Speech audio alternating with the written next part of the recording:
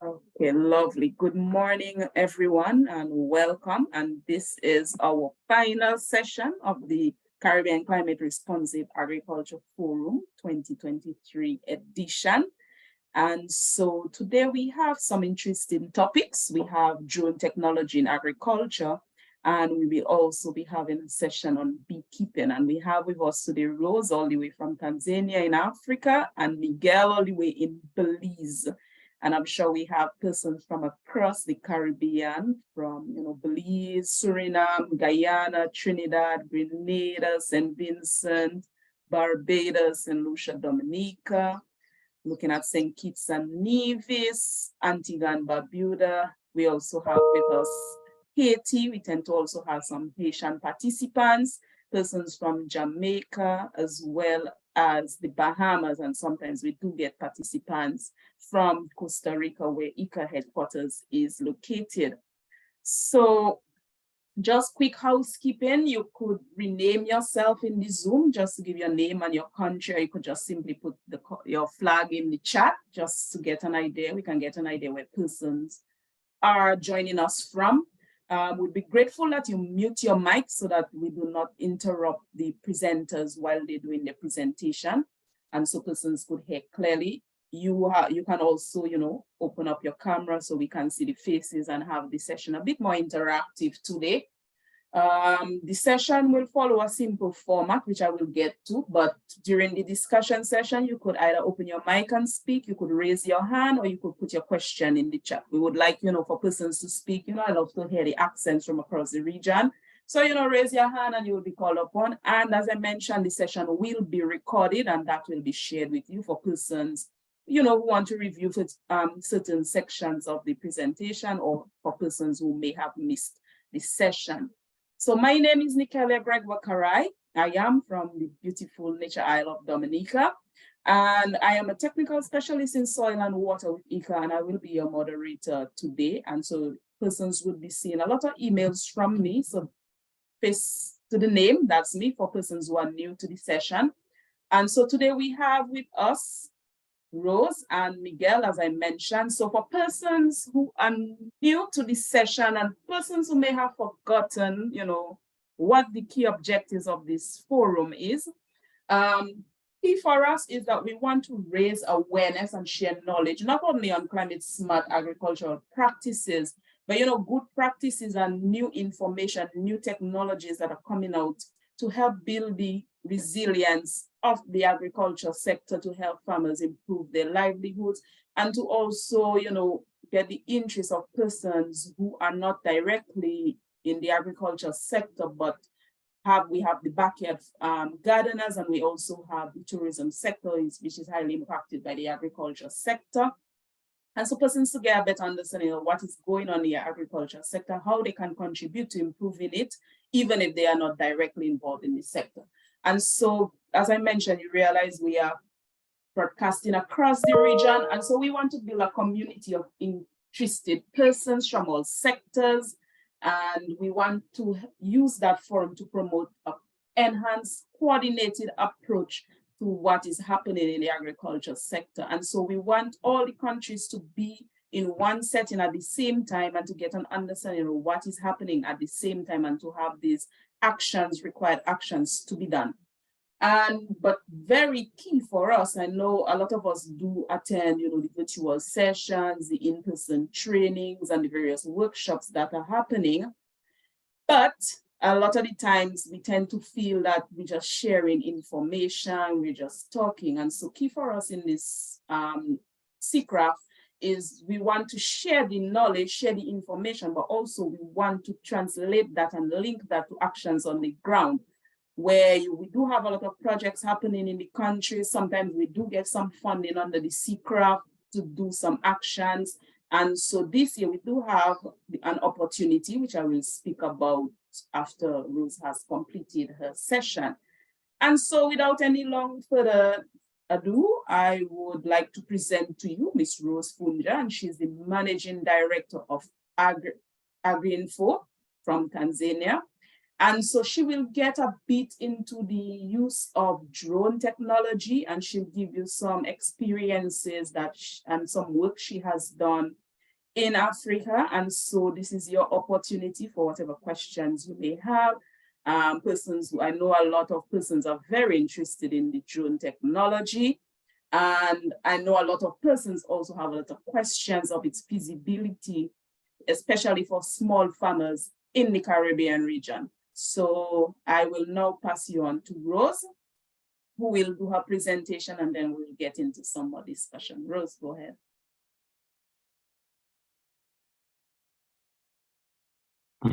Thank you so much, Nikelia. I understand. Sorry. In the Caribbean, it's around morning. It's in the afternoon or rather evening here. So good morning, everyone.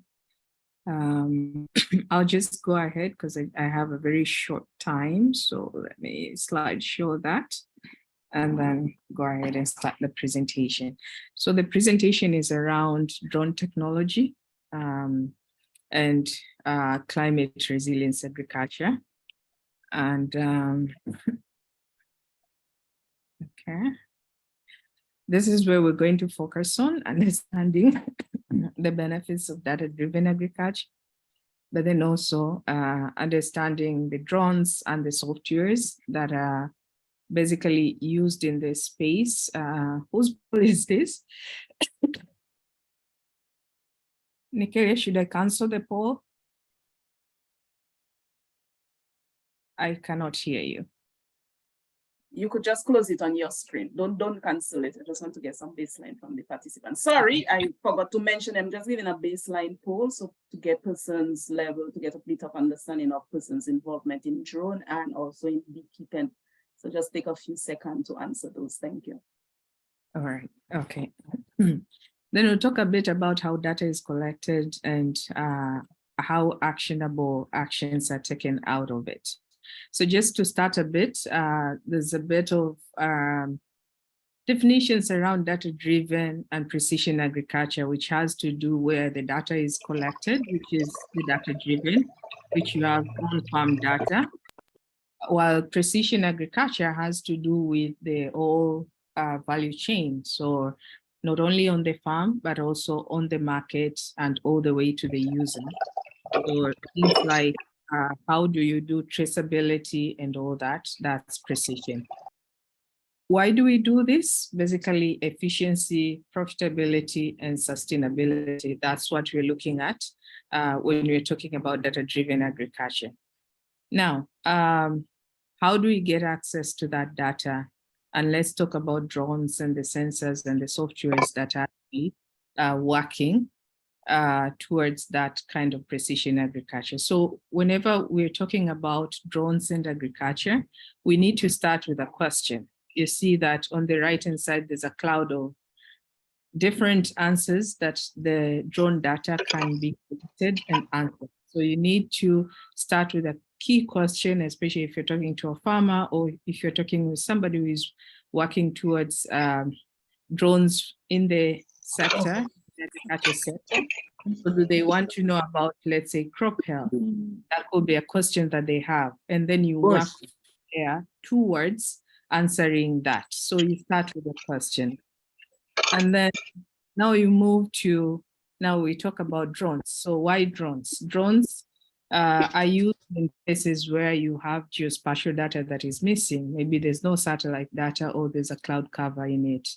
And sometimes it's efficiency. Maybe you just need a bit small data and you don't want to buy the whole kind of satellite data that you want to use. And you can do it on your own. So it's a local production. Time-wise, you make the decision. Precision, you also make the decision. And sometimes it's in a place where it's unreachable. So safety-wise, you can send a drone, it collects the data, brings it to you, and you don't have to be in the space. So for safety issues. And how does that compare to the other kind of data? So you can see drone here goes all the way to maybe a maximum of 150 meters altitude, and it can fly down all the way to 10 meters down to collect the data. What does that mean? It means that you have a very good resolution. But then there's satellite data, which is way out there, and the resolution is in kilometers to centimeters. While with a drone, you can get all the way to 1 centimeter. And in between, we have, of course, small aeroplanes, which can also do this kind of data collection. How does it compare in terms of cost and covered area? You can see as you go with a drone, you have small areas, let's say a couple of farms, some big farms, some collective smallholder farms, and then you have maybe a village, multiple village. When you go to bigger areas, you switch. Cost-wise, it's important, like you switch to small aircraft. And that will be the same until you go to vast areas. And in that case, it's recommendable for you to switch now to the satellite data. So there's a give and take, and you have to make that choice. In terms of drones, there are a number of different types of drones, but these two are the common ones, the multi-rotor ones, like a helicopter. It has propellers, and fixed wing. These are the two main kinds. This is like a plane.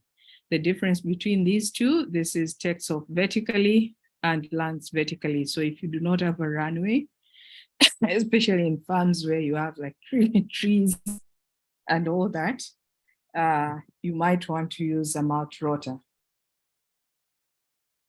But if you have a bigger runway, like a plane, you have a runway for it to accelerate and fly, then you want to use the fixed wing.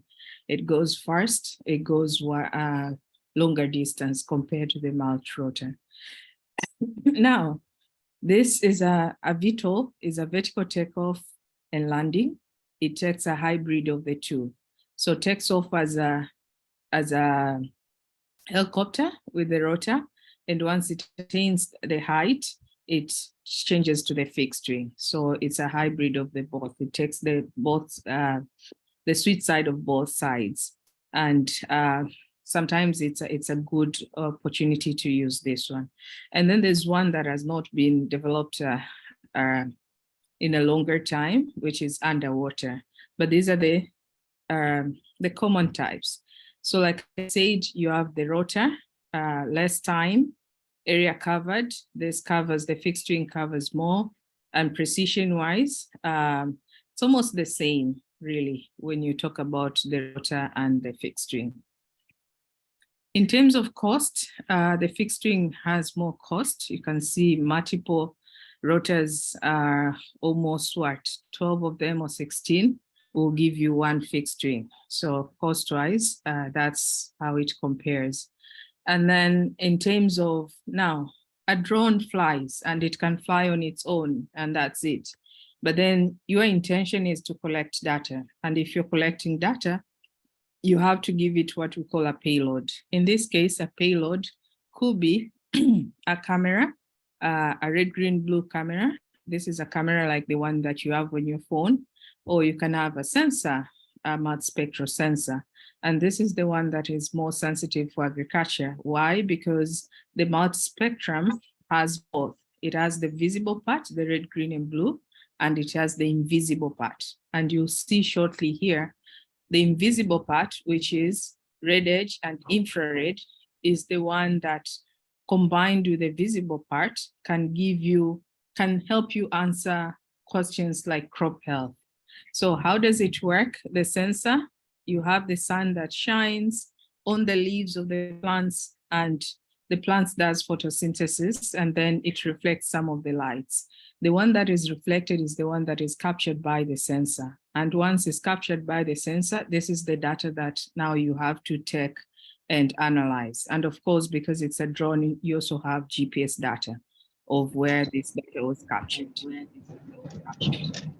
With that now, you go on and do analysis, and that analysis is to create what we call vegetation indexes. And you can see, like, for example, here, one of the common one, the NDVI, it can detect living vegetation. It can also assess plant stress. And it uses the near infrared, the red, green, and blue data that you collected with the sensor. The process overall, you have to plan your flights. You have to go and capture data, go out and capture data. You have to come in after capturing to analyze the data. And then of course, without action, nothing changes. You do the action. So in terms of planning, part of the planning is for you to to decide what is the resolution that you're going to use, what kind of camera, what kind of pixels are you going to use in terms of how high you're going to fly, and also how many times are you going to do this. And all this depends on the question that you started with, what kind of crop, what kind of question that you want to answer, and that's where the planning comes in. So you have what we call a ground control, which is a software, and this software helps you to do the planning. To say the truth, almost 70% of the work, 70 to 80% is done in office. The going out to collect the data is just the last part, let's say 10 to 20%.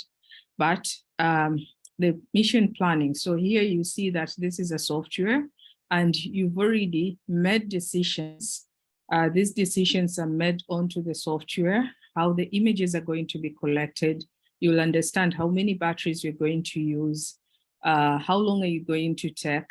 You can even do simulation here. You see the drone is going to move this way, all the way. How long is it going to take? How many images is it going to take? What is the overlap?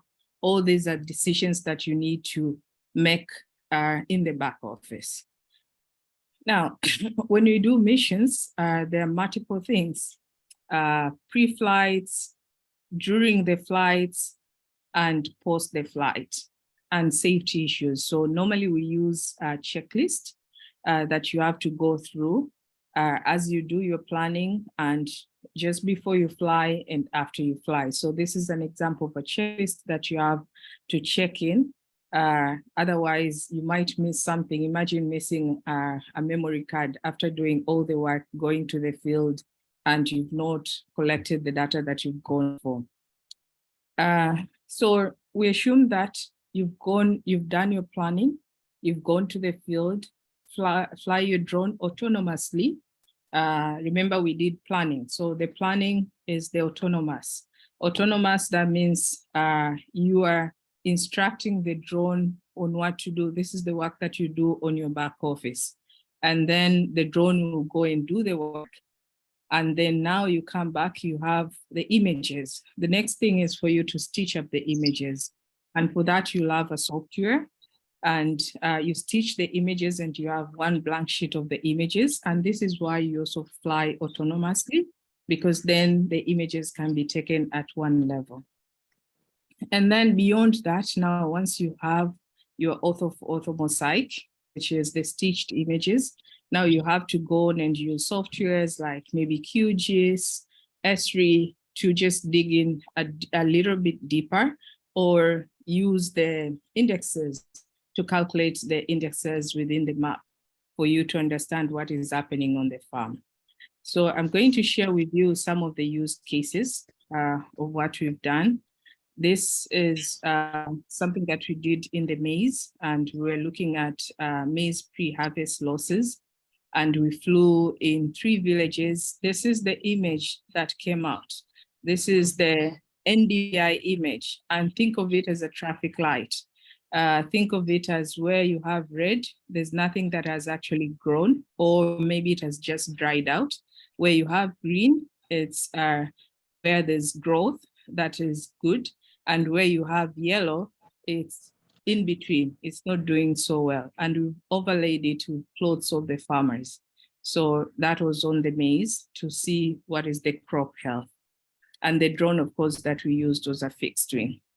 And this is some work that we did on paddy. Paddy is rice. And we're also looking at crop health in the paddy. Every one of these are smallholder farmers having small plots, and again, use traffic lights to sort of interpret this on what's happening. You can see some of them here, they're not doing so well. Of course, we inquired what is happening. Some of them are like nurseries for the rest of the farmer. They sort of rotate. So there's no much growth here because they use them as nurseries to to do the seedlings for the other farmers nearby to actually replant. And this is for an example that we did for sugarcane. And in sugarcane, you have what we call yellow aphids. And these yellow aphids, they suck out the sugar content out of the sugarcane, which is actually the raw material that the farmer needs to take to the factory. And what they wanted us to do was to detect where they are, because you can see how the sugar farms are, or even here, the leaves are intertwined. Actually, we always say that they are snake homes. So getting in, it's really hard. One of those safety issues that we were talking about. So instead of somebody walking in and try and look for the yellow sugar aphids, what we did was just do an NDVI, and you can see this is well, this is not doing so well. And here it has completely dried out. And some of the actions that we were actually taking was to go and spray the areas where it's not doing so well, where what we detected was, of course, you detect that nothing is happening. And when you go into it to see, to do ground truthing, you realize that the aphids are the ones that are sucking out the sugar content, and then you do the action that you're supposed to be doing. Great. So I was doing a marathon then. I hope I did all my slides.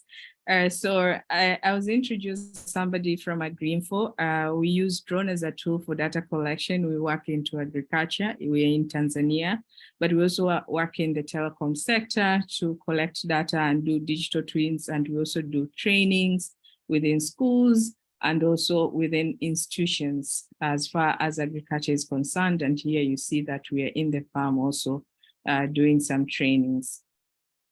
And I have written a couple of books. One is free. It's called Make Money Drone Book. This link itself, if you go through it, you'll be able to download this one. It's a very short one, but then there's also another one that is in the Amazon. For that, you have to go through Amazon, and this is the link. We'll share the slides for you. And I'm also a climate ambassador. I'm a Tutu fellow. I don't know whether you know what that is, but then it's after the Desmond Tutu, the Archbishop. Yes, or with that, I think I've come to the end. I've just raced through, and I hope I kept my time, and these are my contacts. Thank you, and back to you, Nekelia. Thank you very much, Rose, and for the overview of the use of the drone, and particularly the work that you have done in Africa there. So participants, you are free now to ask any question that you may have. We will go into a short question section now, as the two presentations are a bit different. So we had a question already, Rose, and someone wanted to find out the name of the software that you showed in the PowerPoint. Yes, sorry. The Adu Pilot is one of the softwares, but there are many softwares. There are many softwares, and this is what we want to share in the course. And it depends on what kind of drone that you do have. So you have to make those decisions accordingly. What drone do you have? Sometimes some manufacturers do not mix up drones. And then let's say if you have a DJI, then if you have a DJI, they have some platforms. And there are a number of softwares from when you fly, when you plan, when you fly, to when you process the data. So it's not just one software, but a number of them. But the one that I just showed, it's Adu Pilot. Adu Pilot. And I could also share a link for it. Okay. It was for the ground station. So I'm going to put it in the chat. Okay, thank you. Do we have any other questions, any other comments? I'm sure we do have persons who utilize drones. We do have persons who are interested in, using the drones. Do we have any other questions from anyone in the audience there? Or did I just race too fast that nobody understood anything that I said? Okay, the questions are starting to come in. I'm seeing people seem to prefer to type. So if you were to do work, how would you price it? Good. So that's a good question. So the way we price our work is we look at a number of things. We look at the human resource that we're going to use on that project. So we'll have maybe a data scientist, we'll have a pilot, and we'll have an observer who is going to be on the ground. Then we look at the technology that we're going to deploy. Remember, I said there's quadcopter, there's fixed wing. So we look at what kind of technology are we going to deploy. And then also, of course, processing machines and all that. And then we also look at the logistics. Where are you? Do we need to pay people per diem? So those are the things that gets into calculations for us to come out with a final figure. So we don't have a one price fits all. And but then that's how we derive to what kind of pricing do we give. So I think in the beginning, somebody was talking about smallholder farmers, like how does this fit for smallholder farmers? You've seen that we've worked with smallholder farmers. And yes, one thing that is true is that it is expensive for smallholder farmer if they're single-handed by themselves. But we work with farmers who are into irrigation schemes. So you find like there are either hundreds, 300s of them. And that way, the costs can be distributed. That is one way. And then the other way is also, of course, to work with development partners who support some of the initiatives that we do. So they subsidize the work that we do, and also the research institutes. Sometimes the research institutes are interested in the data that we collect, and they subsidize the costs. So that's how we work around it.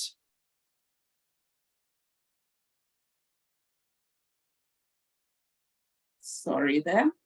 So we have a few more questions coming in, Rose.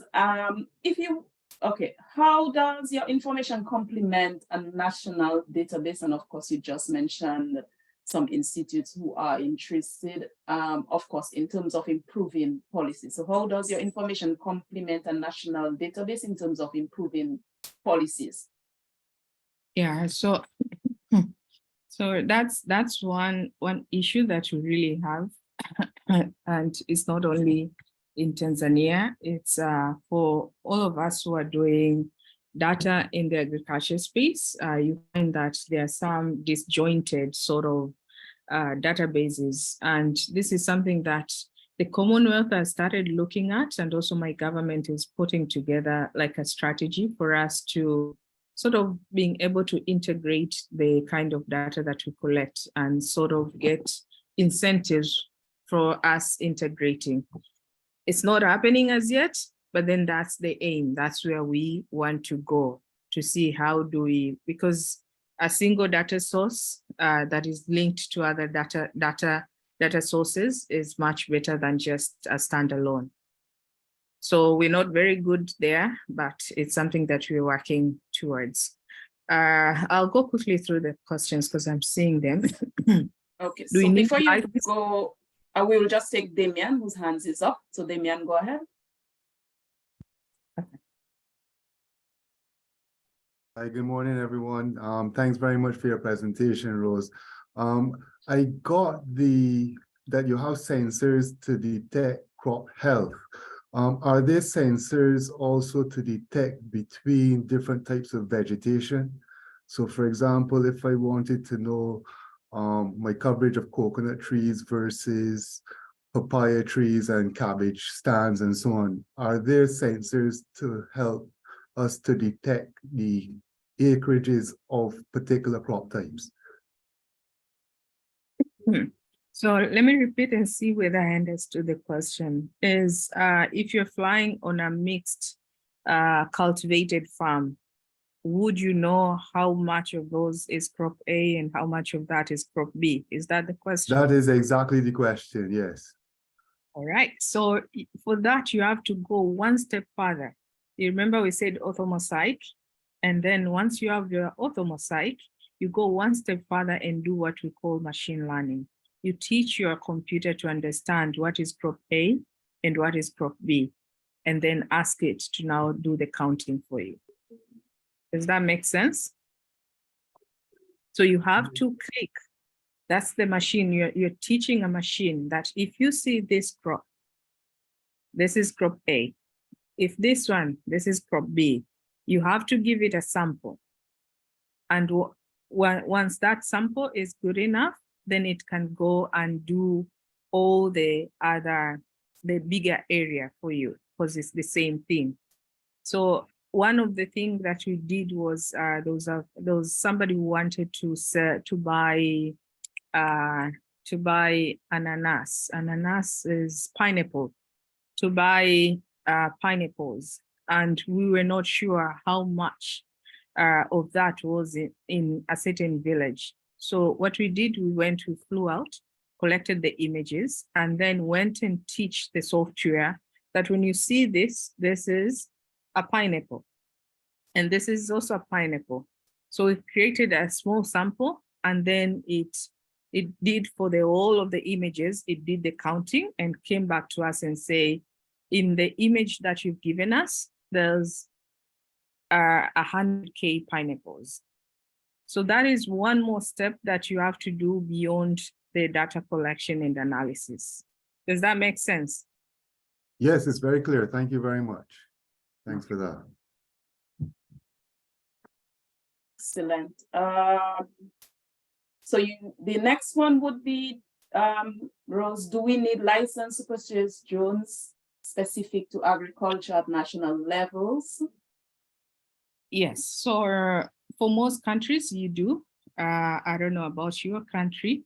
These are very country specific, and you have to check with aviation authority. So normally they have regulations, and those regulations, they will require you piloting licenses. They also require you to do sometimes also register the hardware as well, the drone hardware. But it's not very hard, it's procedure. And for me, that is one thing to think about and in the back of your mind. But then the best thing is to first be able to understand whether this is something that can actually help you and you want to get into that space. So once you do, you understand that that's the journey that you need to take, then that's just an extra step with the aviation authority, and it's procedural. Why? Because of safety again. Remember, you're operating in the airspace, just as if you had a car, you'll be operating on the road. You need a license, you need a driver license, you need something for the car as well. So now that you are in the airspace, same thing for safety.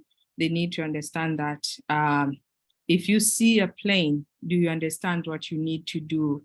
That the plane has the passage of way compared to your drone. Are you trained enough for you to maneuver that? So those are safety issues and procedural.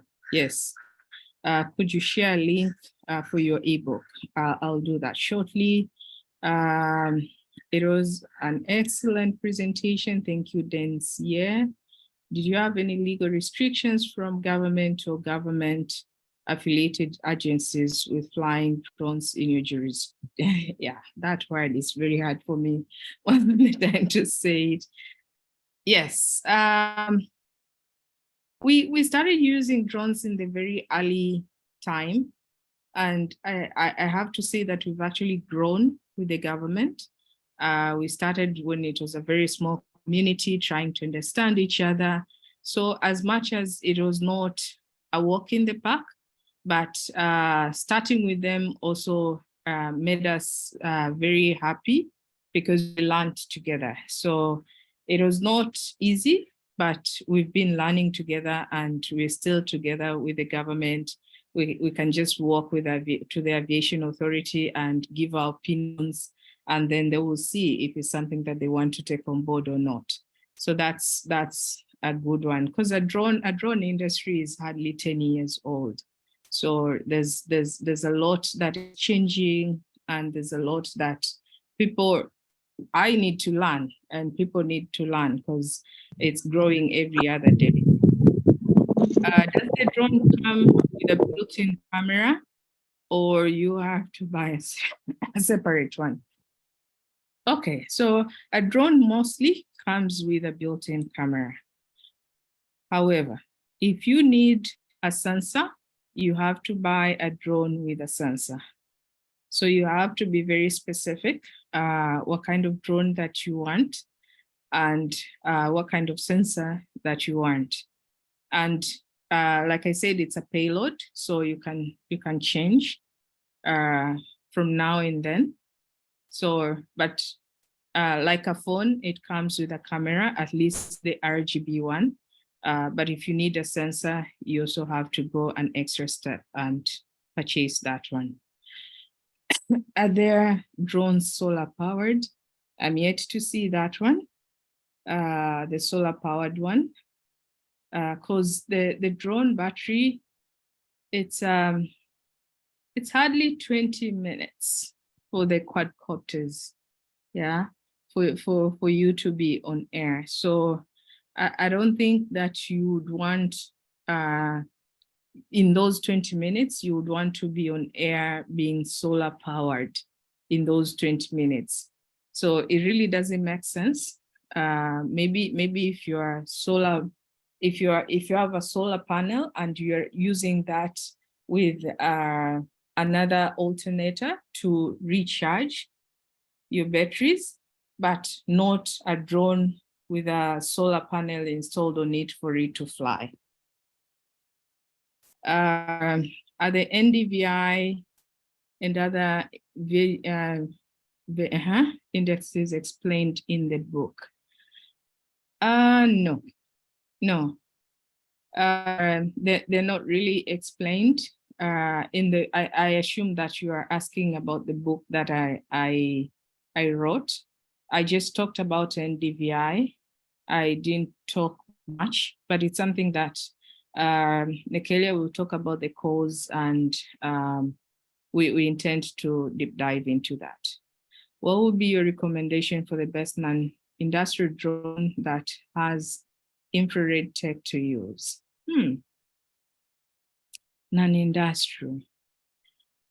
I'm biased. I'm a DJI kind of a person. So that's my biasness, just because it makes my life very easy. So I don't know whether that is industrial, or what you refer, Michael, to industrial or not. And if you're talking about infrared, so I would go for the Phantomat Spectral as something that you can use to start. So it's still DJI, and I'll declare that I'm biased just because it's easy, and I don't have, it's just like, people who are using Apple versus Android and all that. Does it make sense? But yeah. New technology, very informative, excellent, thank you. Sounds like it can be done knowing the research spectral signature per crop. I think this you're trying to answer about the counting of the crop. And yes, that's a very good way of putting it. So understanding the signature of the crop, this is crop A, this is crop B, and it can do the counting.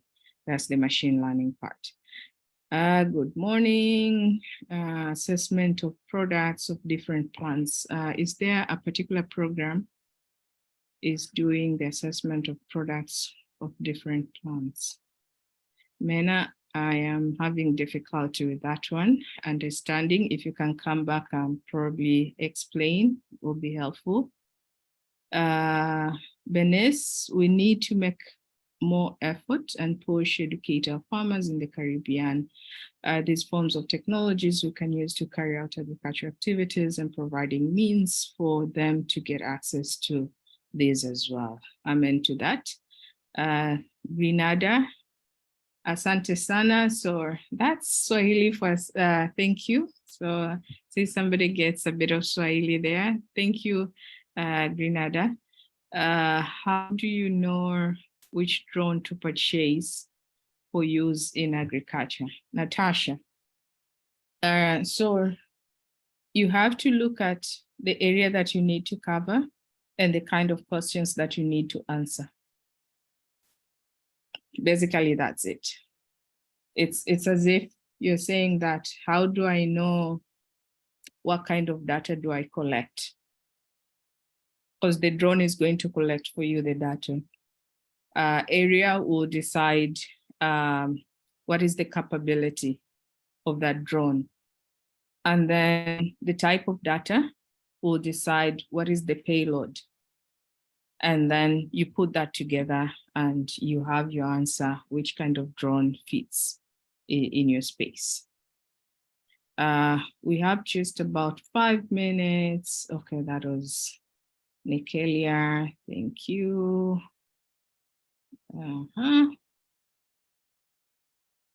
Okay. Adam says, are there any farmers, producers who are currently using drone technology in Tanzania or Africa? How did the farmers respond to adopting the technology? So I shared a bit of our use cases, what we've done with the farmers in Tanzania. And the farmers' response, of course, it's something good. And when you go and do the ground truthing and you show them before what is the expected harvest according to what you see on the maps, and then that ends up happening at the end of the day, they're able to explain and they're able to understand what was happening on the farm. However, I think that's not enough. What the point should be is, again, we said sustainability and efficiency. Being alerted, because what this technology gives you, it gives you the capability of what the naked eye cannot see, even if you're on the farm. Why? Because the invisible spectrum is the spectrum that our eyes see: red, green, and blue. We're in the visible space. The mass spectral one works on visible and the invisible space. So it's giving you an extra capability of data that you cannot collect even if you were with your naked eye on the farm. So why is that advantageous? It is advantageous because then it gives you an alert of what is to come. Just before the leaf turns brown, you know that this is where it's going. So having the alert, that means that you want to take action. So what our farmers have been failing is to take action. And why? Because that is costful. So somebody has a budget, a farm budget already, and then when you go and give them these insights, that means they have to inject some more money. So it becomes now a financing issue and no longer just, it's no longer just an information issue. It's something that has to be acted on. So that is something that we are actually working towards to see how do you connect that with financing. I hope that makes sense. Thanks, Rose. We do have a second presenter, so we need to wrap up the first Q&A section. But we do have another question, Rose, if we could answer those quickly. The person asking, since you're DJI bias, how has DJI fared with collecting accurate data to produce DEMs? I am good. I'm good. That's why I'm biased with them as a product. As a product, I think all my products are actually DJIs. So I don't have another experience out of that. And my experience so far has been good, not only for DEMs and all that, but then also for other kinds of projects that we do. And it seamlessly work with the kind of softwares that we have. That's why a bit of the biasness is there. because again, when you use other platforms, then you start moving between Android applications and all that, and then it makes everything very difficult. Okay, excellent. And I guess during the session, you could probably, if you have someone in asking if there is any site you know of, that will give them basics infos for beginners. And so, of course, you would have this book, Rose, and if there is any other site you think for beginners that they can look into, you could share those in the chat. Also, yes, we will be sharing the presentations and the recordings. So with that, we will wrap up the first part of this session. Thank you very much, Rose. I'm seeing for the participants, it has been great information. It has been a very thorough presentation, Claire. And some of the participants are saying they thank you for this very informative presentation. Of course, myself, thank you very much for joining us all the way in Africa and sharing that experience, which is very relevant to us. And so with that, I will also share participants some of the links that Rose has in her presentation. And of course, one other thing, there will be, as I said, one of the objectives of the forum is translating knowledge to action. And so we will be having a drone masterclass training with Rose. And so we will be looking to select, persons from the various countries who have been joining our sessions. We do have a criteria that we have developed with Rose, of course, because it's a masterclass and the level of the training, you do need to have a certain level of drone experience and of course your availability to join the session and also your regularity of joining our CCRAF sessions. And so we will provide more information on that. We will look at persons who are registered, persons who participated, and cross-check with the criteria, and we will get in touch with persons who have qualified to see their interest and availability to join the session. And so with that, again, thank you, Rose, and I will now go to Miguel. If you have any last minute thing you want to say, Rose, before we close off with you. No, thank you so much. Thank you for having me and looking forward to working together. Great, thank you. And we will now have Miguel. You could start preparing your presentation. And so we have Miguel, who is the honey and beekeeping coordinator with the Ministry of Agriculture in Belize. And he will be also sharing with us some of his experiences, the various strategies they're using in beekeeping in Belize. And so with that, Miguel, you can go ahead.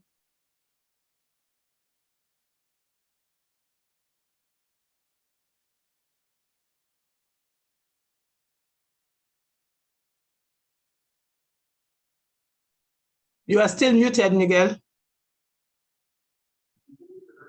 Okay, now yes, I'm good. Can you hear me? I can hear me? Yes, we can. Yes, we could hear you. And before Miguel goes ahead, I have shared a feedback poll just for us to get some information on the first part of this session. Miguel, we could hear you and see you clearly, and so you could go ahead now. Okay, excellent. As I said previously, the time is short. Let's hope we can capture as much as possible. And thank you, Nikela, for the time. Good morning to everyone. Today we're going to present a synopsis or what we have been doing for Belize for the past few years. The topic for today is technologies and strategies for beekeeping and the experience that we have here in Belize. My content, what we'll be going through this morning, we will have a brief history or the Belize honey industry. We will go through briefly on the honey strategy that we have for Belize. We will discuss what we have been doing for climate change and how we can improve. We have the MDC as Belize Marketing and Development Corporation. That's a semi-government that works along with some beekeepers for the northern part of the country and hopefully for the rest of the country.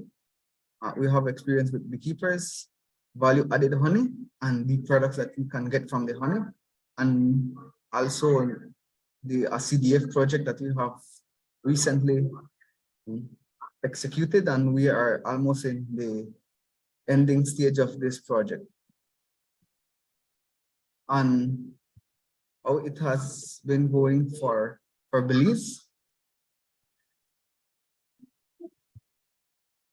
In the early 70s, as you can see here in the graph, we depict how beekeeping was. When we, from early 70s to late 70s, we had a peak in our honey industry where Belize used to export our honeys in drums to Europe. And it was a very productive years, very overwhelmed.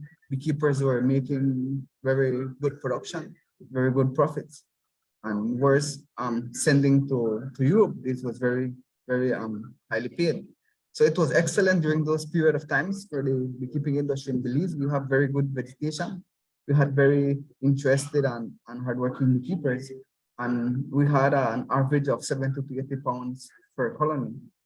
In those times, Belize had inspectors all over the country, where Ministry of Agriculture had been assisting beekeepers in those times. But I could emphasize that during these years, Belize had the European bees. And if we can see on the late 80s, now we had a drastically decrease in production and in number of colonies. But what has happened to those times is that bees Africanized. We can recall that in late or early 50s in Brazil, there was an Africanization that happens with experiment that was going along, and unfortunately during the late 80s, it arrived to our country, and many beekeepers got discouraged. Why they got discouraged? When they went to the apiaries, they had apiaries right at the back of their yards. They didn't have to have it far away because they were more docile bees. They were more easy to handle, easy to manage. They were not so defensive. But when they went to visit the apiaries at that time, the bees were more defensive. They were already Africanized and they couldn't deal with the aggressiveness or the defensiveness of the bees. So what beekeepers did, they unfortunately get rid of their colonies. They destroyed their colonies because they felt a threat. They didn't know how to manage. They didn't know the proper equipments that now we use to get and deal with the bees. And another one, more of the beekeepers got disorganized. We had an association, and the association just didn't function as how it was. The poor management, beekeepers didn't have the management, the best beekeeping practices and how to work with Africanized bees is different completely from the European. And we had the varroa affected, and in 2015, we have the small hive beetle. So from the early 90s up to now, we are pushing and we want to uplift the industry. We have trained beekeepers. Now we have more beekeepers joining. We have more honey production because we have teach the beekeepers and how to the management completely of the colonies. So we're looking forward to have an export market once again to Europe and other countries in which we had before.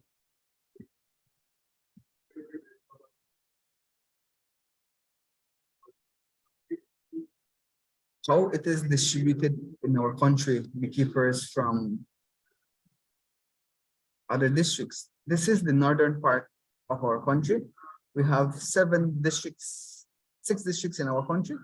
And we can see this is the northern part. And this is the southern part of our country.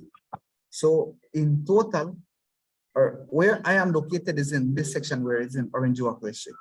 This district in particular is known as Sugar City because many cane farmers and many are involved in the sugar industry.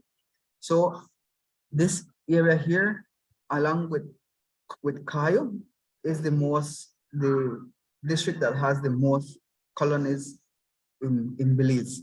Besides Tan Creek, Toledo have a less number of colonies. I can say in total we have 205 beekeepers registered in our system. We have 205 beekeepers, 245 apiaries along the country. We have a little over 3,000 hives distributed in the country, and a production of 132 average for 2022. So we are looking forward for this year to have a higher yield, higher production, and for the previous years to have more beekeepers, more colonies, and more production. Or the rest of for the entire country. Currently, we have a Belize National Beekeeping Strategy. This was finalized and was done 2019 to be carried out for 5 years, 2014, 2024. And unfortunately, we have the pandemic that keep us behind a little bit for 2 or 3 years, but we are still focusing on working. What we have here is as the main purpose or the objective of this strategy is to create an enabling environment that has transformed beekeeping into a viable, eco-friendly, and profitable industry that positively impact the livelihood of rural farming communities. And on this strategy, this is a map in which we need to focus on. This map, we can see it has 4 main or the components of this is 4 of them, which is the policy, which has inputs and financing for beekeepers, our production, which we need to increase, and marketing. How do we market how we will market our honey and the products. So this is what we need to follow step by step. So this is a map or what we need to focus. So we have that for Belize. Adapted to climate change. We in Belize, I have been recently in charge for beekeeping and honey. So what we're looking for is doing some research in this specific field. What we are having here, this is in Orange Walk district. We have one beekeeper that wanted the assistance of the government, of Ministry of Agriculture, and she brought along a doctor from Merida, which is Mexico, Dr. Ismael Tukuch. What we were doing here is she found that around her area where her colonies were located, there is a plantation of kinef. Kinef is a hibiscus. Hibiscus cannabinus, the scientific name of this specific plant. But the beauty of this plant is that this plant flowers in the month of August, September, which August and September is the rainy season for us. Or if we go to the beekeeping calendar, is the dirt period, where our natural environment, which is our vegetation, doesn't flower as much as in the period of January, February, March, May, June, where we do our harvest season. So what we were doing in this area is that we established 2 different sites.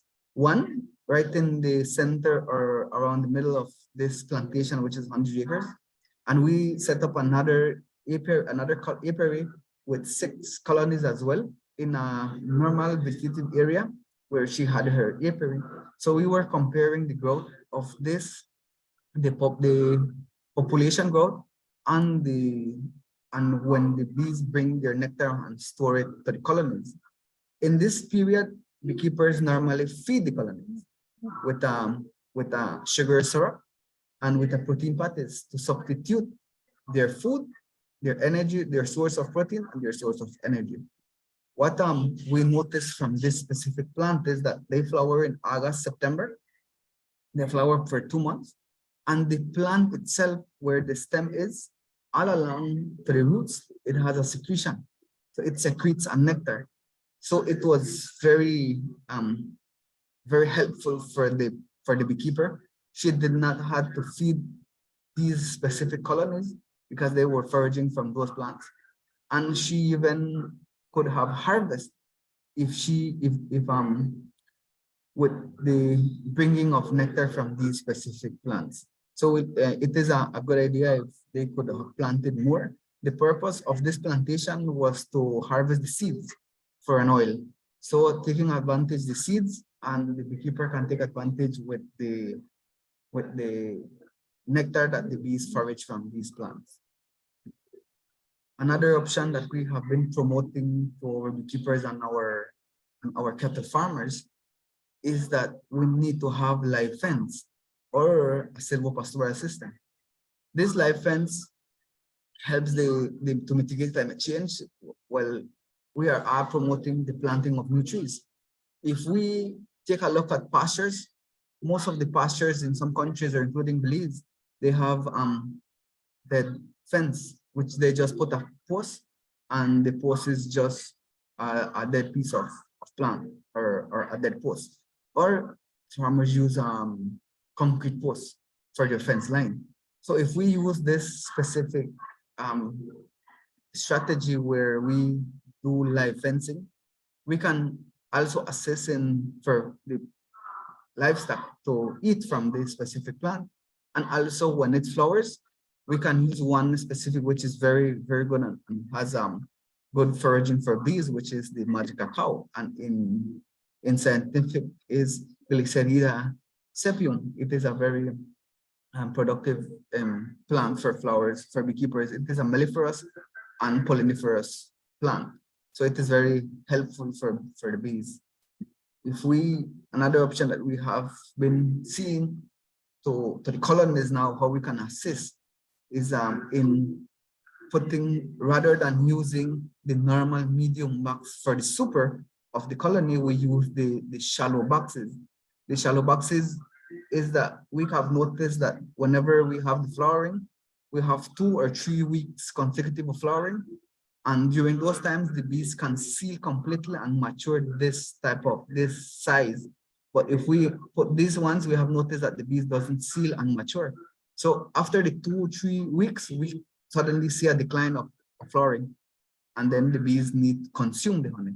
So if we put the shallow boxes, the bees can work it easier, it's faster, and they can seal and we can harvest. And then the bees can eat the one from the brood chamber for them for the 2 weeks, and then once again pull it back for the following flowering. For Belize, we have been promoting cooperatives. We have recently registered 1 cooperative here in Orange Rock, where I am, and we have around 4 cooperatives around the country. What they do there are organized groups, or this is an organized cooperative where we have a specific market for them, which is BMDC, Belize Marketing and Development Corporation. Belize Marketing Development Corporation, they, along with us, inspect their colonies for best beekeeping practices. And when they harvest, they have a market in which this specific cooperative can sell to BMDC. BMDC is this business here. They purchase the honey, quality honey, they bottle, they do quality control, which they check on the moisture content, they check on the color, we do an inspection of the apiary for best beekeeping practices, and also to have best manufacturing practices. And this here is the honey that they sell on the market. So they are in charge of purchasing with a reasonable price, and they sell. They do the selling to the colony. So this is the product as well that we can see in different presentations. Besides that, we have other private companies which sells honey in the market as well, with best beekeeping practices, best manufacturing practices, excellent companies selling honey to the market. So there is a wide option of purchasing honey. If you can see here, we have Siltgrass Farms, we have Yes's Cuisine, Mamas. This is the Bleach Jewel from the cooperative. We have the Caribbean, this is the Caribbean honey, and BMDC, Belize Marketing and Development Corporation. What we are looking for is, for the few years, we are interested in training more beekeepers in more companies. The idea is we have a vast amount of options that we can get from the colony. This here specifically, on this picture here, we trained for the CDF project, we trained 100 new beekeepers. And this was a training where we did products, byproducts. If you can see, this one is a wine from the honey, excellent wine. And it is a value-added product to the honey. If we have a honey for such a price, and we can increase our profits with this product. Here in the left side corner, we have other products. Is a shelf that we took to agriculture trade show, where we displayed what was carried out through the trainings and other products that we can get from the colony. We can get beeswax candles, we can get facial soaps from honey, from propolis. We can get droplets for eye infection, treating the eyes. These are facial creams for anti-aging. I know many of you would be interested on this one, anti-aging creams, right? We have pollen that we have harvested from colonies. Here is another soap by using the propolis. This is a vapor rub. Everyone knows the Vicks vapor rub. So this is similar, made from beeswax. We have this is bottles with the bee venom. Bee venom is very good for treating pain and many other diseases as well, infections. We have honey and we have propolis. So there is here, if you can see clearly, we have some honey sticks, which it is filled with honey, like straws, and it is good for substituting candies in schools. So there are many options that we can do along. Here we have infused honey, a training that we did with them. We had with garlic, infused honey garlic, infused honey turmeric, infused honey cocoa. So there are options that we need to have in the market so we can give value to our product. We see that the colony has more or over than 15 primary products, and from those primary products, we can get many more. This is a training that we did for the project CDF. We trained for the entire country, we trained 100 beekeepers. Those 100 beekeepers benefited from startup colonies, equipment, tools, smokers. This was what was provided in the classroom. We did field activity as well. They went to mentorship. This is one in which we were training on the management of the colonies. We had 7 modules, a full week completely in training with beekeepers. And here we had graduation. If you notice, the EM target of this training was training women and youth, and also gentlemen that were interested. The idea was to be interested. We can say that 90% of this 100 beekeepers, 90% of them are very active and are very increasing their number of colonies so far. So thank you for your time. Thank you for your patience for the presentation. I'm back to you, Ms. Nikele. Thank you very much, Miguel. We do have a few questions that has already come into the chat. And if any persons want to, raise their hands, you could also use that function to ask your questions. I know you would have mentioned that in your presentation, but someone is asking how many beekeepers that are there in Belize. So if you could just provide them with that information again. In our system, we have a system that we registered farmers, and the farmers that are registered with us, it is not they are not obligated to register, but it is voluntarily. And for the benefits and for assistance that we give short years for damage assessment, we have registered with us 205 farmers, which are beekeepers. But besides that, we have a few that are not registered, but they don't want to register with us for some reason, and we respect those. But registered, we have 205. Yes, so thank you. We have Monroe, hands up. Go ahead, Monroe. Good morning, everyone. First of all, thank you to the presenter. The information was quite insightful. I have 2 questions specifically. On the CCRAF, is the honey palatable, like marketable? I know you said they use it for stores in the August time. And also the venom, the small bottle there, how is it administered, or what is it, a liquid or is it crystallized? I'm familiar with how it is produced or extracted, but after that, is it a liquid and how is it administered? Can we go with your first question and then answer it Sure. again? Can you repeat your question, your first question? Okay, so the honey from the Kenneth, the hibiscus cannabinum, cannabinus, is it palatable? As in, is it eating grade honey? We have the reason for the time when we did the research, we used it for a supplement feed. The bees just went and foraged. We didn't harvest for our consumption, but due to the properties of the plant, it is palatable. It has had a very great taste. We did taste it, but we didn't harvest it to sell. But we didn't do haven't done yet. We will do a replicate this year on the benefits of what it has, since it is with high nutritious and medicinal purpose plant. Since the seed is also for a medicinal purpose, then it should have more medicinal properties. So we want to study more. The person who is putting the colony wants to study more on that. So we might have more information later on.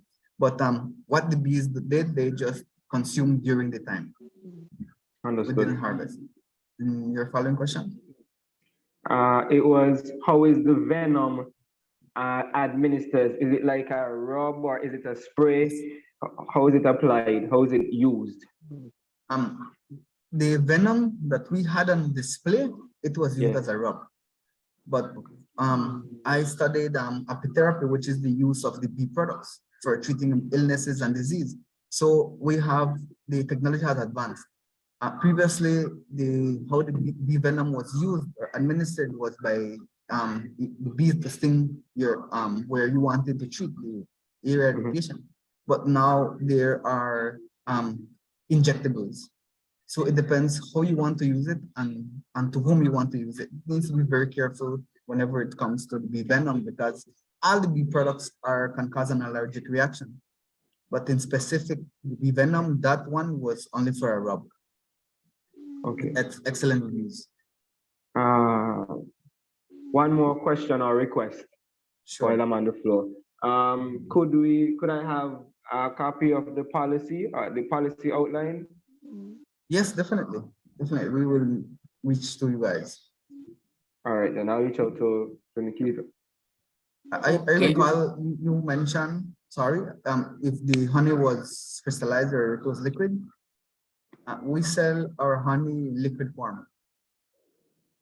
But if in instance it's crystallized, we can also have a market for crystallized honey as a paste as well. So we won't we will take advantage of any form or substance of honey and what we can make earnings or make profits out of honey.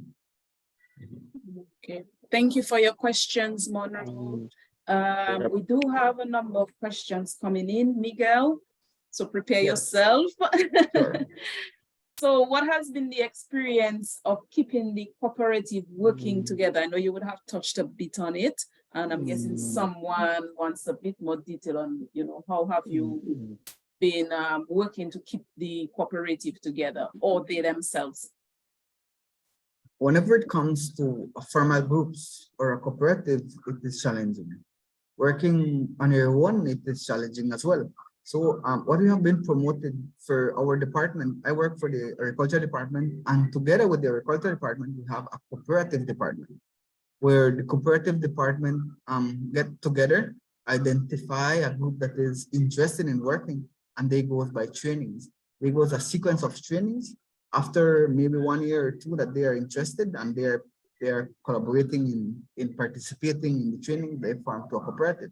But not everyone is interested in working as a cooperative or have the time, since they have to meet very often to undergo the cooperative. But how did this specific cooperative of Medrock works, or what has made these cooperative work, is that each one of them are working individually. But whenever it comes to selling or purchasing, they purchase and they sell as a group. Like for example, in the few months, I organized a company that sells brown sugar for us to sell to have available at a lower cost for beekeepers for their substitute of honey, of nectar. So what the cooperative does, the cooperative purchased, let's say, 4,000 pounds or 20 sacks, and they resell to their cooperative. So the cooperative gets it at a lower cost. The cooperative itself gets a profit when selling this sugar to the beekeepers, and that's how the cooperative sustains. But whenever it comes to projects, this is the benefit also. Since it is a formalized group, they have more chances in getting sponsors, like getting projects. So currently, this specific cooperative is going onto an RB project. That RB project was looking for organized groups, more cooperatives for them to benefit a great amount of finance for the project. But the cooperative has a struggle. They have not just from one day to the other been there. They have been through very meetings, learning the process of working as a group. But when there is the interest, it is possible to form a cooperative and a formal group. Okay, So thanks. the benefit is the importance of forming a cooperative. Okay, great. We have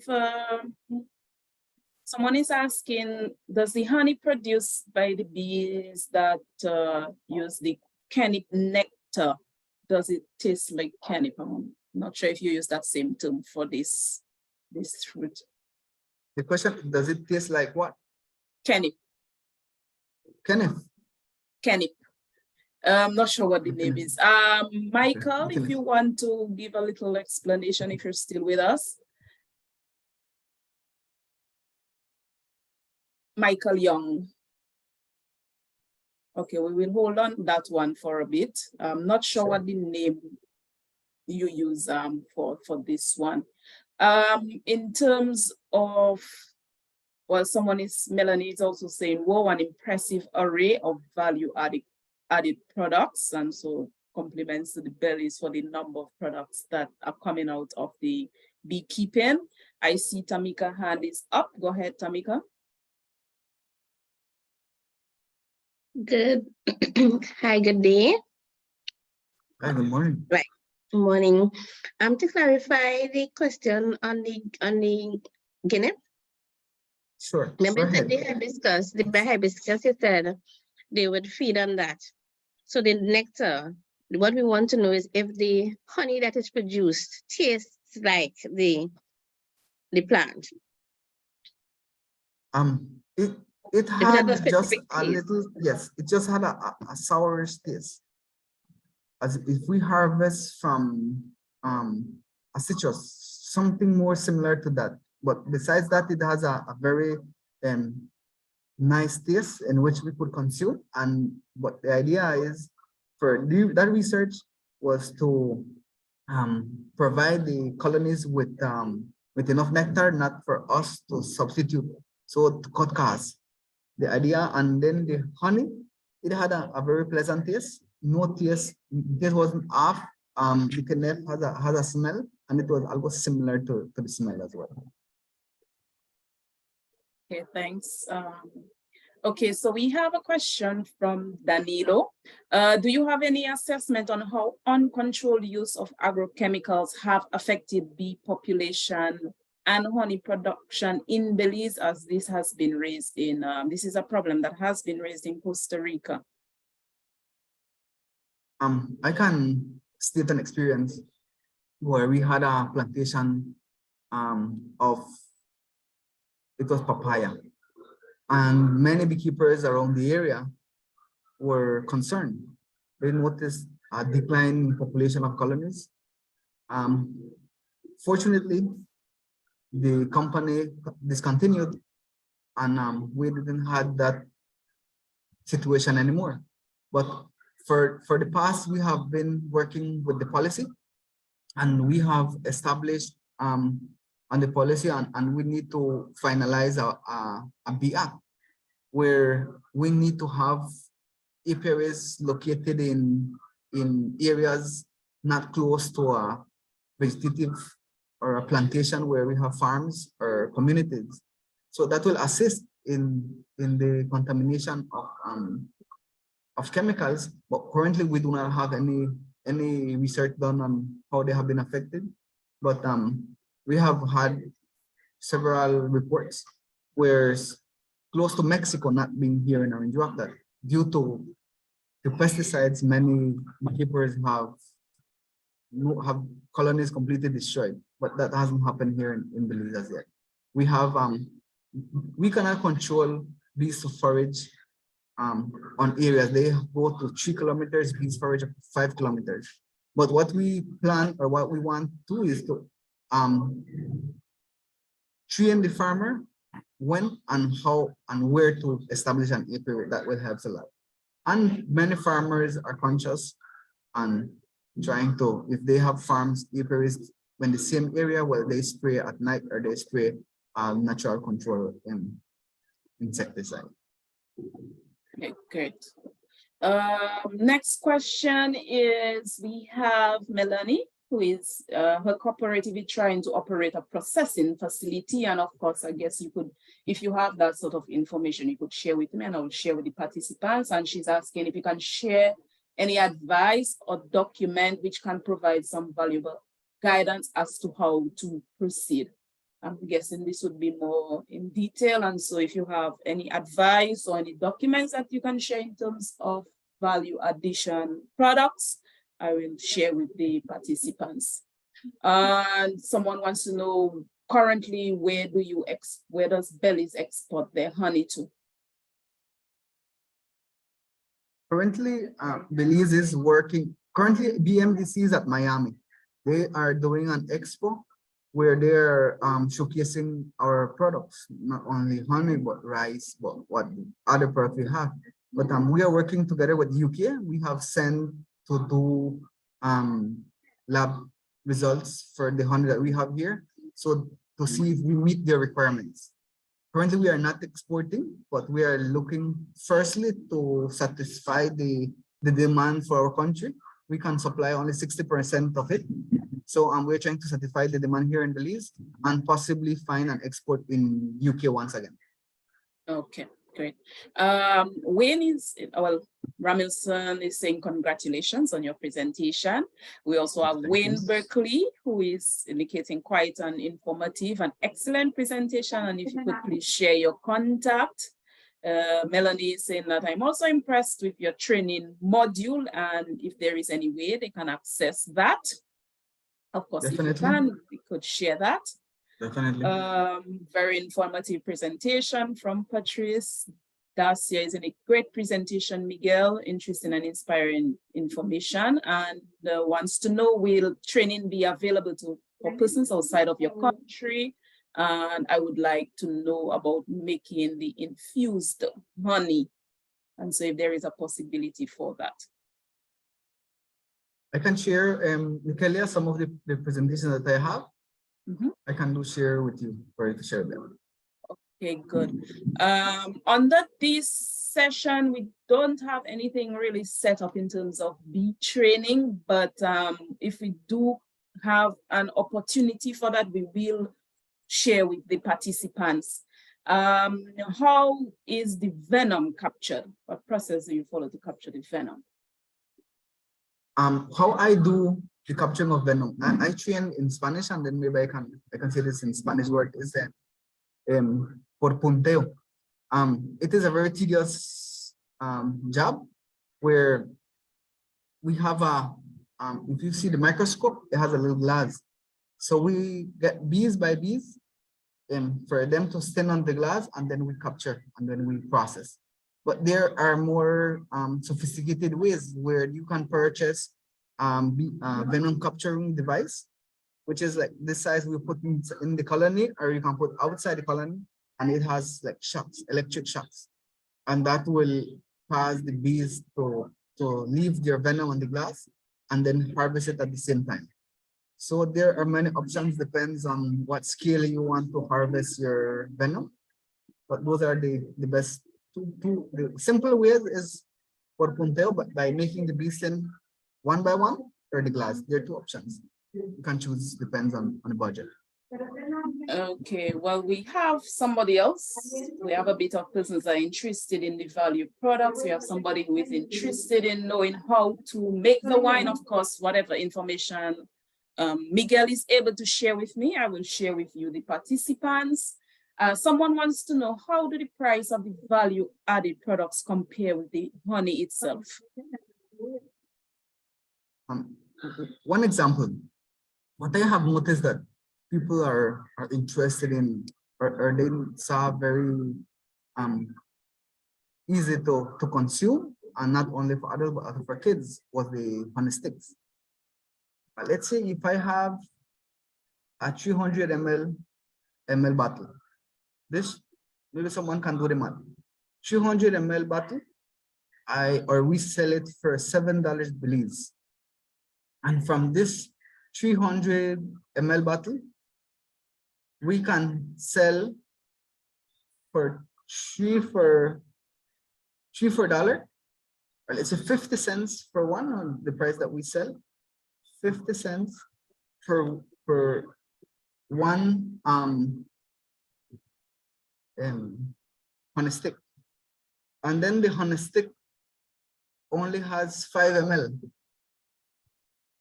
How much is that if we sell for 5 ml on 300? How much is that? 66 and okay. 66 Okay. at 50 cents. That's 30. Yes. And how much is that? Something like that. 50, 30. Thank you very $30. much. Okay, so if we have 200 ml for $7, and we can sell that same amount for $30, or maybe we can just give it's 2 sticks for 50 cents. The price is $15, but we need more time. We just need the straws.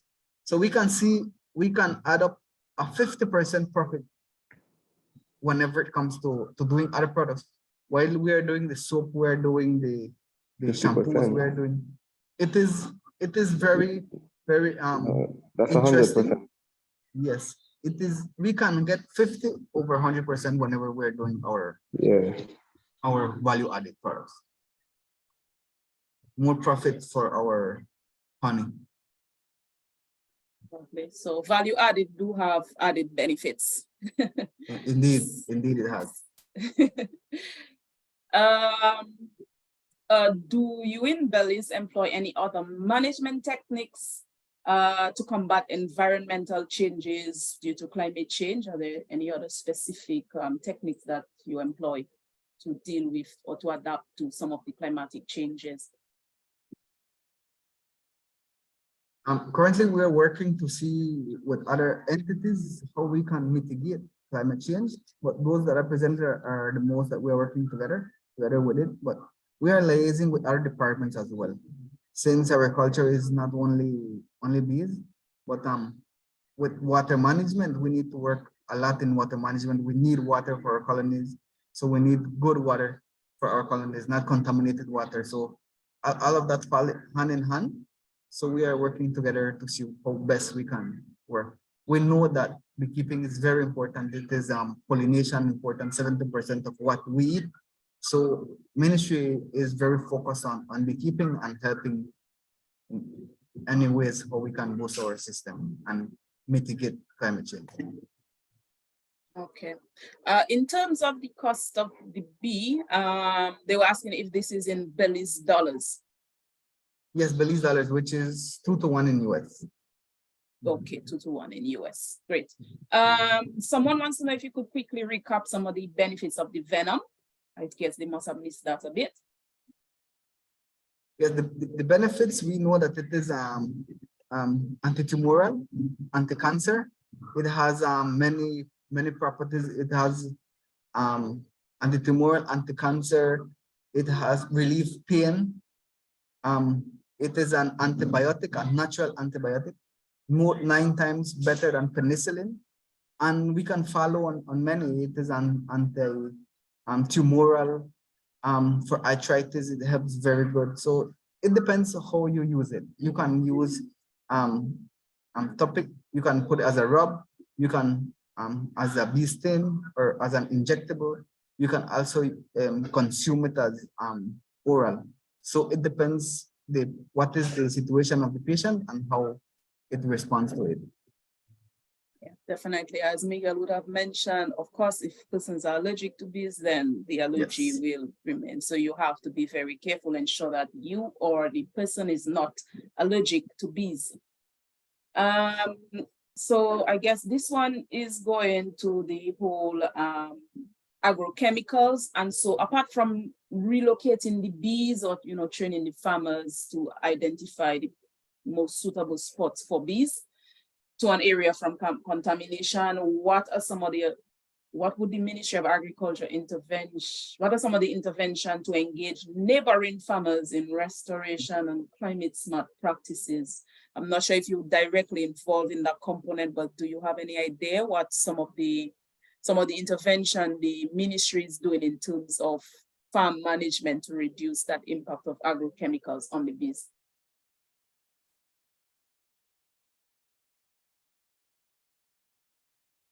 Miguel, I think, seems to be a bit frozen. Okay, we have you back, Miguel. You got the question?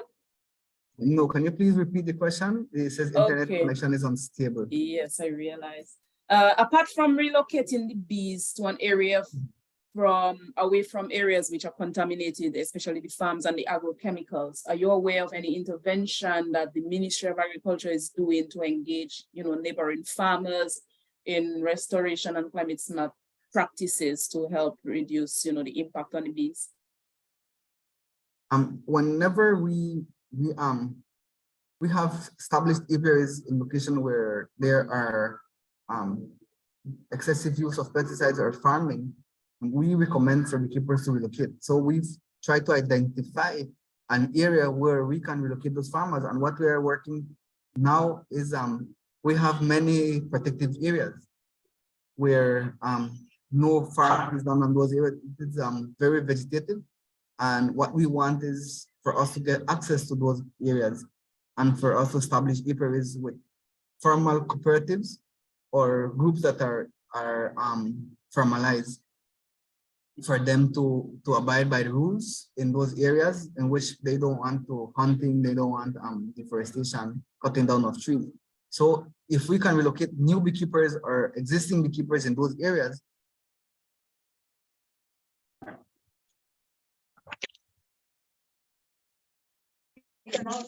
Okay. Are you still there with us, Miguel? I think we're having a bit of internet challenges, but we just have a few more questions to go through. You could hear us, Miguel? Go ahead. yes, I can. Did you hear me? Go ahead. Yes, I could hear you. Yes, we hear you now. Okay, good. Okay, Thank you. great.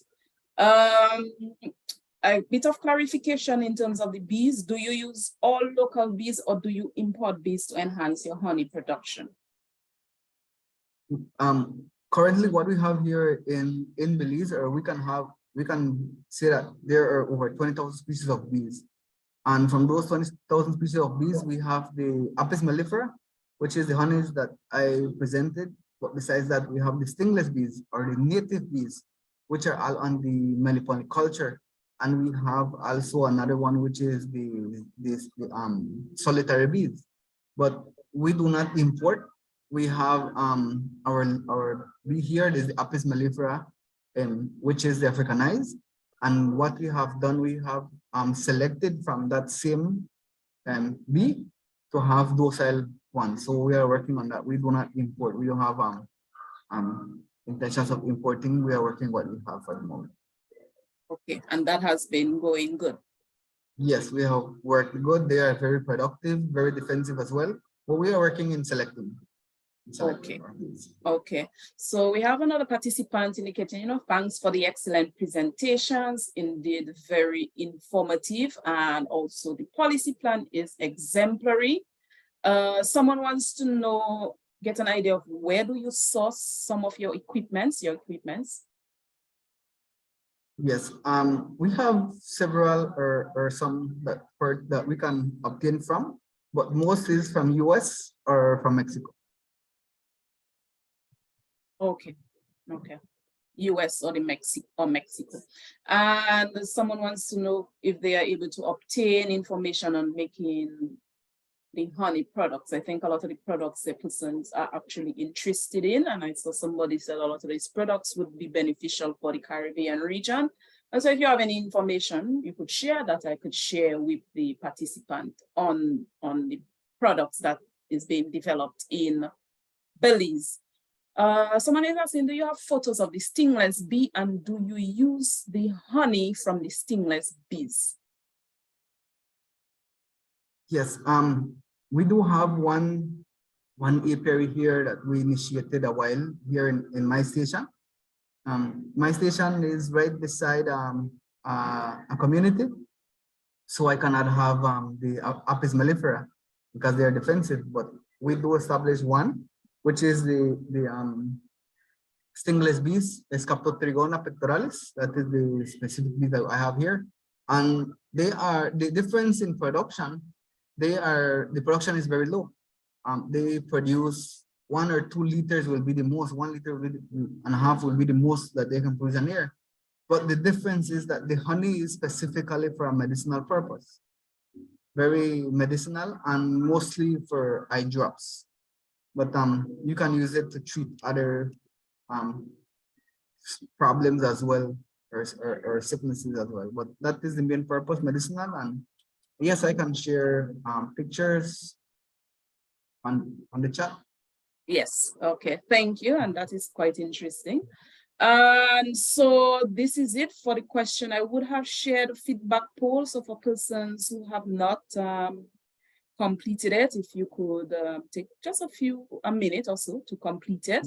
And of course, Miguel, I see that the participants are very pleased with the presentation. They have indicated that it has been very informative. And so I want to say a special thank you to you and the Ministry of Agriculture in Belize for sharing that experience and sharing that knowledge with the participants across the region. And so thank you very much, Miguel. And if there is any last minute thing you would like to share with the participants.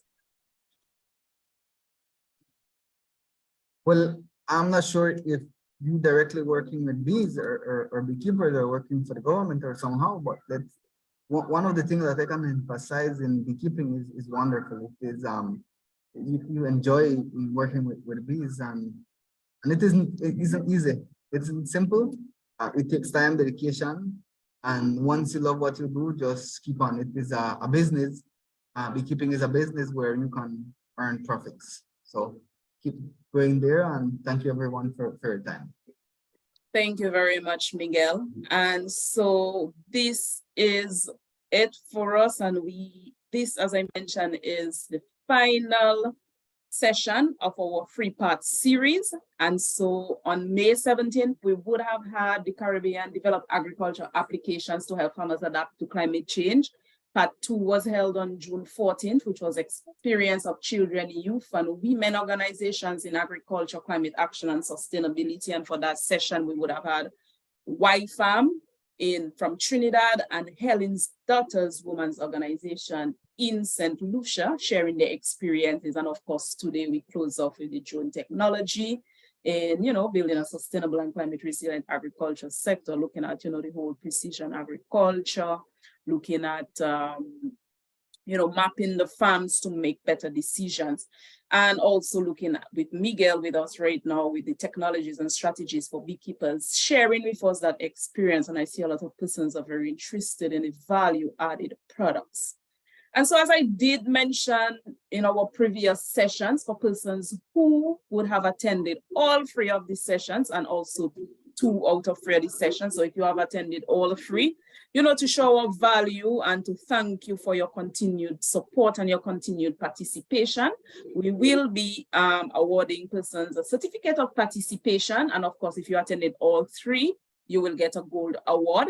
And for persons who attended 2 out of 3, you will be getting a silver award. So please allow me some time. I would need to filter out for all the participants from all 3 sessions.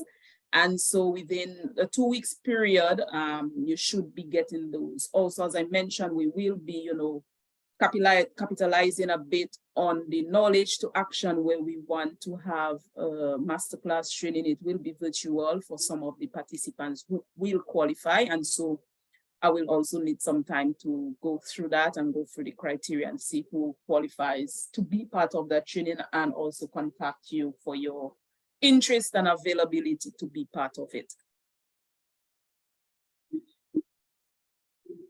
And so with that, for more information on the forum, you can follow us. We have our Facebook page where I will be sharing additional information. We also have a Twitter page for persons who also use Twitter. And as I mentioned, the recording and the PowerPoint will be shared, and some of the information that Miguel and Rose will share with me, I will also share with you. And if you do have any questions, you could send me an email, and I will respond and provide the information as best as I can. And so with that, I would like to say thank you to our presenters, Rose, and again, Miguel, thank you very much for being with us. And I do wish you all a pleasant day. And to Gareth, you had a question? Oh, sorry. No problem. Okay, no problem. And so to our participants, again, thank you so much for joining us. And I do hope, I saw that a lot of persons have indicated that the sessions have been very relevant and very valuable to them. And I do hope this is so for majority of you, if not all of you. And we will have a few other things coming up during the year. And so those information will be shared with you. Again, thank you. And I do wish all of you a pleasant end of your day and a continuation of the week ahead. Thank you, Nicolia. Thanks, Miguel. We will keep in touch. Yes. Okay, bye, everyone. Great stuff. Bye. Thank Great you. stuff. Have a wonderful day, everyone. Keep farming and keep it green. Bye.